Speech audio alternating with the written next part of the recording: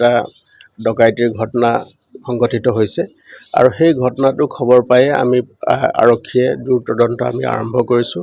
ইতিমধ্যে ইয়াৰ লগত ফৰেনচিক্স আমি এভিডেন্স কালেকশ্যন কৰিছোঁ আমি যি ধৰণৰ আমাৰ টেকনিক্যাল যিখিনি এনালাইসিস কৰিব লাগে সেইখিনিও কৰিছোঁ আৰু ইতিমধ্যে আমি যি কেইজন এই ঘটনাটোৰ সৈতে জড়িত বা সংগঠিত কৰিলে তেওঁলোকৰ আমি কিছু ক্লু পাইছোঁ আৰু খুব সোনকালে আমি শীঘ্ৰে তেওঁলোকক কৰায়ত্ব কৰিব পাৰিম খুব সোনকালে কৰায়ত্ব কৰিব পাৰিম বুলি আমি ভাবিছোঁ আৰু তেওঁলোকক বিৰুদ্ধে আমি কঠোৰতম আইনগত ব্যৱস্থা ল'বৰ কাৰণে আমি তৎপৰ হৈ আছোঁ কেনেকুৱা কৰা হৈছে নেকি এতিয়ালৈ আটক কৰা হৈছে নেকি কাৰোবাক নাই আমি দুই এজন মানুহক আমি সোধপোছ কৰি আছোঁ এই সংক্ৰান্তত আৰু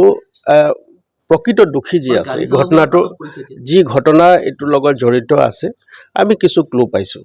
আমি হেতুৰ ওপৰত কাম কৰি আছোঁ আৰু সোনকালে আপোনালোকে তাৰ ৰিজাল্ট পাব অসমৰ নে বাহিৰৰ বুলি কিবা হেনে নাই এতিয়া মই আপোনালোকে ঠাউকতে মই ক'ব নোৱাৰিম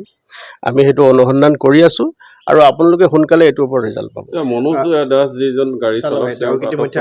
নাই আমি দুই এজন ব্যক্তিক আমি এতিয়া তদন্তৰ খাতিৰত সকলো কথা আপোনালোকক অৱগত কৰিব নোৱাৰিম কিন্তু আমি এটা কথা ক'ব পাৰোঁ যে এই ঘটনাটো যিসকলে প্ৰাইম একিউজাৰ যিসকলে সংগঠিত কৰিলে শীঘ্ৰে আমি তেওঁলোকক আইনৰ আওতাত আনি তেওঁলোকক কৰায়ত্ব কৰি আমি তেওঁলোকৰ বিৰুদ্ধে কঠোৰতম আইনগত ব্যৱস্থা ল'বলৈ আমি তৎপৰ হৈ আছোঁ আৰু শীঘ্ৰে আপোনালোকে ৰিজাল্ট পাব 3:30 বজাত কোনোবা এজন লোক অহাৰ কথা ইতিমধ্যে তেওঁলোকে কৈছে গোটেই বিষয়বিলাক আমি তদন্তৰ আওতাত আছে আৰু এইটো তদন্তটো এতিয়া চালুকীয়া অৱস্থাত আছে এতিয়া আমি একো ক'ব নোৱাৰোঁ কিন্তু এটাই কথা ঠিক যে তেওঁলোকক আমি দুখীক আমি কঠোৰ শাস্তি দিমেই আৰু ইয়াৰ এই যে সাধাৰণ নাগৰিকৰ যিটো নিৰাপত্তা আৰু যিটো তেওঁলোকে খৰ্ব কৰিবলৈ চেষ্টা কৰিছে তাৰ বিৰুদ্ধে আমি মহানগৰ আৰক্ষী কঠোৰ হৈ আছোঁ আৰু তেওঁলোকৰ বিৰুদ্ধে আমি কঠোৰতম আইনগত ব্যৱস্থা ল'ম আপোনালোকৰ ফালৰ পৰা নে এখেতসকলে এজাহাৰ দিছে